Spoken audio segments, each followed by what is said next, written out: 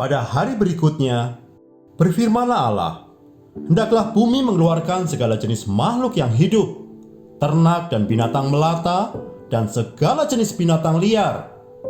Dan jadilah demikian. Allah menjadikan segala jenis binatang liar, dan segala jenis ternak, dan segala jenis binatang melata di muka bumi. Allah melihat bahwa semuanya itu baik. Kalau di hari kelima, Allah telah menciptakan segala jenis makhluk hidup yang ada di air dan di udara, maka di hari keenam Allah menciptakan segala jenis makhluk hidup yang ada di darat, dari yang kecil sampai yang paling besar, dari mulai makhluk hidup yang jinak yang dapat diternak sampai yang liar dan buas, juga termasuk makhluk hidup yang melata, yang merayap di atas permukaan tanah. Hendaklah tanah atau bumi mengeluarkan segala jenis binatang.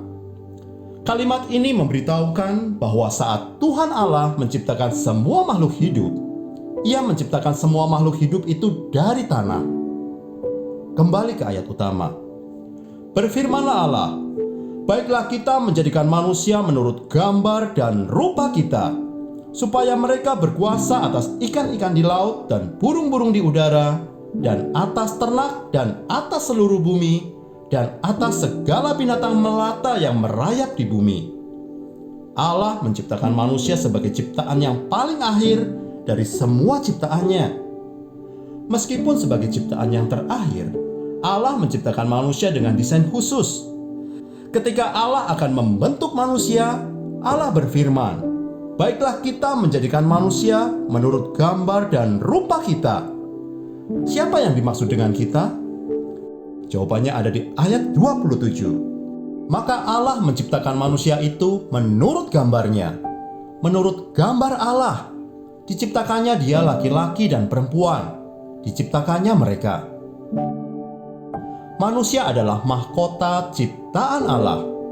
Manusia adalah makhluk hidup ciptaan yang didesain menurut gambar dan rupa Allah.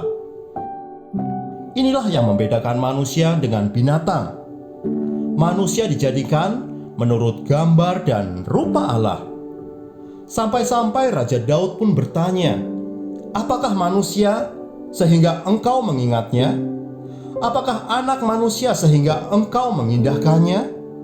Namun engkau telah membuatnya hampir sama seperti Allah, dan telah memahkotainya dengan kemuliaan dan hormat. Engkau membuat dia berkuasa atas buatan tanganmu. Segala-galanya telah kau letakkan di bawah kakinya. Apakah laki-laki dan perempuan diciptakan secara bersamaan? Tidak. Manusia pertama yang Tuhan Allah ciptakan adalah seorang laki-laki dewasa. Ketika itu Allah mengambil sedikit tanah yang basah dan membentuknya menjadi seorang manusia. Lalu Allah menghembuskan nafas hidup ke dalam hidung manusia itu, sehingga manusia itu menjadi makhluk yang hidup. Allah menempatkan manusia itu di Taman Eden, taman yang sudah dibuat Allah bagi manusia. Manusia diberi tugas oleh Allah untuk menjaga dan memelihara serta merawat taman itu.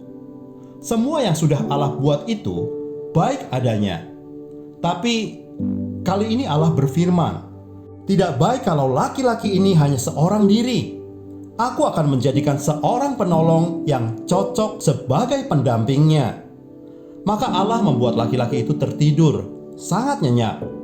Saat itulah Allah mengambil salah satu dari tulang rusuknya dan menutup kembali bekasnya dengan daging. Dan dari tulang rusuk yang sudah diambil, Allah membentuk seorang perempuan. Kemudian membawanya kepada laki-laki itu. Maka laki-laki itu berkata, inilah dia yang sama bagiku, tulangnya dari tulangku dan dagingnya dari dagingku. Aku akan menyebut dia Isya, yaitu perempuan. Kenapa? Karena dia diambil dari Ish, laki-laki. Allah memberkati laki-laki dan perempuan ciptaannya itu. Lalu Allah berfirman kepada mereka, beranak cuculah dan bertambah banyak, penuhilah bumi dan taklukkanlah itu. Berkuasalah atas ikan-ikan di laut dan burung-burung di udara, dan atas segala binatang yang merayap di bumi. Ini adalah permulaan sebuah keluarga. pernikahan yang diberkati oleh Allah. Seorang laki-laki akan bersatu dengan seorang perempuan, sehingga keduanya menjadi satu daging. Satu daging artinya menjadi satu kesatuan. Esa, ehad, tidak terpisahkan.